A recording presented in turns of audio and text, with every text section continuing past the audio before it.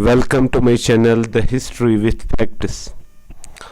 आज हम देखेंगे top 10 multiple choice questions from medieval Indian history. Questions पे जाने से पहले आपसे रिक्वेस्ट है कि मेरी चैनल को सब्सक्राइब करो so that you can get the notification of further coming videos और आप कॉम्पिटिटिव एग्ज़ाम्स की अच्छे से प्रिपरेशन कर सको। चलते हैं आज के टॉप 10 क्वेश्चंस की तरह। क्वेश्चन नंबर 1 है, in decoration Turks used geometrical and floral designs combining them with panels of inscriptions containing verses from the Quran. The combination of these decorative devices was called। Question कहता है Turks जो थे वो अपनी buildings को decorate करने के लिए जियोमेट्रिकल एंड फ्लोरल डिज़ाइन्स इस्तेमाल करते थे और उसके साथ साथ inscriptions, panels of inscriptions of Quranic verses भी इस्तेमाल करते थे। इन तीनों designs geometrical, floral and inscriptions of Quran, इन तीनों कॉम्बिनेशंस को कौन सा डेकोरेटिव डिवाइस कहा जाता था या कहा जाता है? इस क्वेश्चन का आंसर है option number B, arabesque.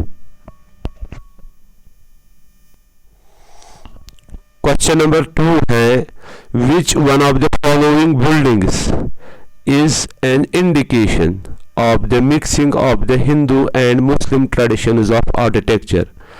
Question कहता है इन चार ऑप्शंस में जो बिल्डिंग्स दी हुई है इनमें से किस वाली बिल्डिंग में Hindu and Muslim traditions of architecture इस्तेमाल किए गए हैं? और इस क्वेश्चन का आंसर है option number B, Iltutmish tomb. Iltutmish tomb में Hindu and Muslim traditions of architecture इस्तेमाल किए गए हैं। क्वेश्चन नंबर 3 है, a new architectural device, double dome, was introduced in India. Tried experimentally at first, it appears in a developed form in the tomb of। Question कहता है जो Turks ने double डोम architectural feature India में introduce किया, ये architectural feature सबसे पहले appear हुआ डेवलप्ड फॉर्म में किसकी टॉम में? After a number of experiments.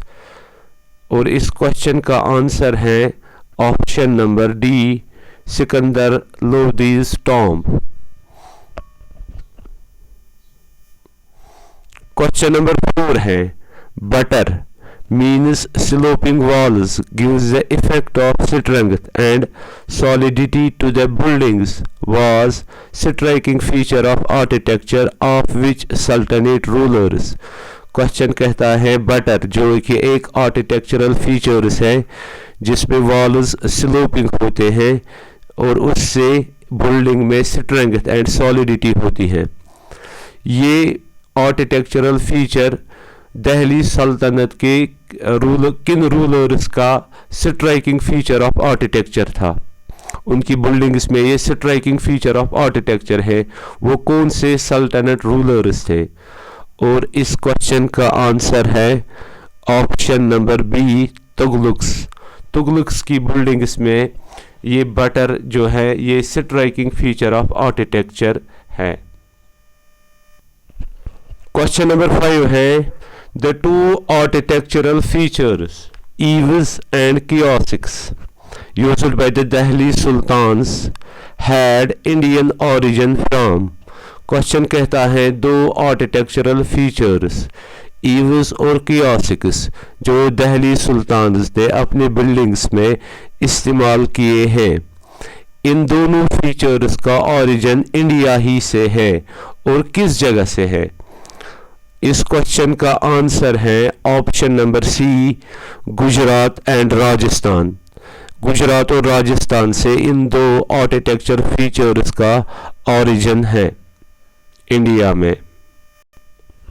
Question number 6 है, who said entry into Kashmir was not allowed even to the Hindus who were not known personally to the nobles there during Hindu rule in Kashmir?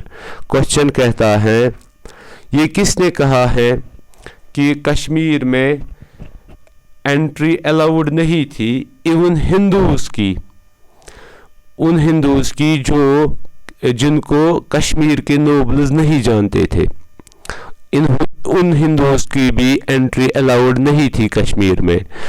कब? जब कश्मीर में Hindu rule था। ये किसने कहा है? इस क्वेश्चन का आंसर है ऑप्शन नंबर डी, ये अल-बरूनी ने कहा है। अपनी बुक में उसने लिखा है तारीख अल हिंद, उसमें इसने लिखा है ये। क्वेश्चन नंबर 7 है ड्यूरिंग सल्तनत period Suhrawardies were active mainly in Punjab and Sindh, whereas the Chishtis were active at Delhi. A different order operated in Kashmir was. Question कहता है सल्तनत पीरियड में सूफी ऑर्डर सोहरवर्दीज जो थे वो एक्टिव थे पंजाब और सिंध में, और चिश्तीज एक्टिव थे दिल्ली में। कश्मीर में कौन सा वाला ऑर्डर, कौन सा वाला सूफी ऑर्डर एक्टिव था, ऑपरेटेड था? इस क्वेश्चन का आंसर है option number A, Kubrawiya. Kubrawiya order Kashmir में ऑपरेटेड एक्टिव था ड्यूरिंग द सल्तनत पीरियड।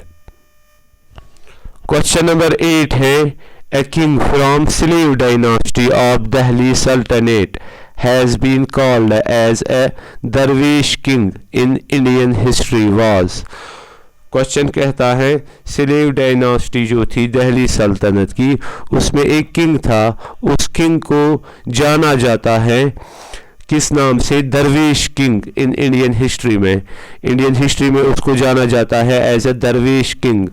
इस क्वेश्चन का आंसर है option number B, Nasiruddin Mahmood.